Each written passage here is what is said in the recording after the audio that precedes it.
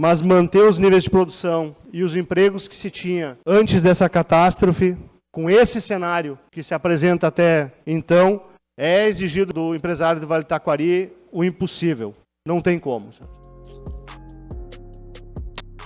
Apesar da promessa de agilidade dos recursos para ajudar essas empresas que foram afetadas pela enchente de setembro, apenas agora começa a ser liberada a linha de financiamento via Pronamp. Essas empresas afetadas tiveram que arcar com 2 folhas de pagamento, muitas dessas empresas sem ter qualquer faturamento nesses 60 dias, em função de que ainda estavam restabelecendo suas condições de produção.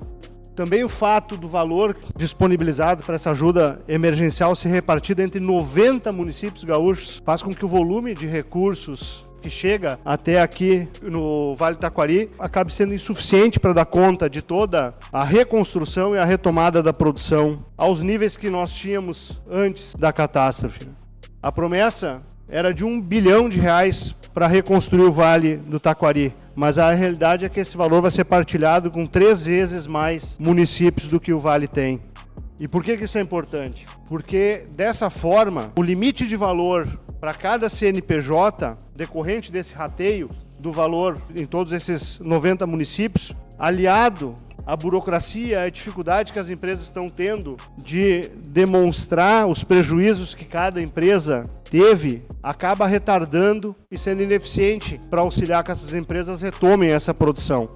Além disso, o valor que o governo federal anunciou de R$100 milhões para abatimento de juros dos financiamentos deste R$1 bilhão que foi anunciado, considerando que teria-se o prazo de 24 meses de carência e mais 36 meses para pagar, ele também não dá conta de trazer esse juro dos financiamentos para um patamar minimamente razoável.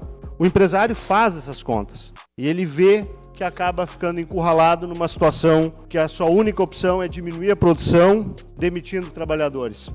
Os números do CAGED já demonstram isso. Na nossa região acumulou 653 postos de trabalho a menos no mês de setembro. Nessa situação não há como evitar as demissões. E a tendência das demissões é de ainda se acentuar, porque as empresas maiores, que são as grandes geradoras de emprego que foram atingidas, não têm resposta alguma sobre as linhas de crédito para ajudar nessa retomada. A situação dessas empresas maiores, senhores, é desesperadora. Aquela demanda também do setor produtivo, com a sugestão de suspensão temporária dos contratos de trabalho com auxílio via Fundo de Amparo ao Trabalhador, como foi feito tempos atrás, durante a pandemia, quando o governo arcou por um determinado período, através do fundo, com parte dos salários dos trabalhadores, também até então segue sem resposta alguma.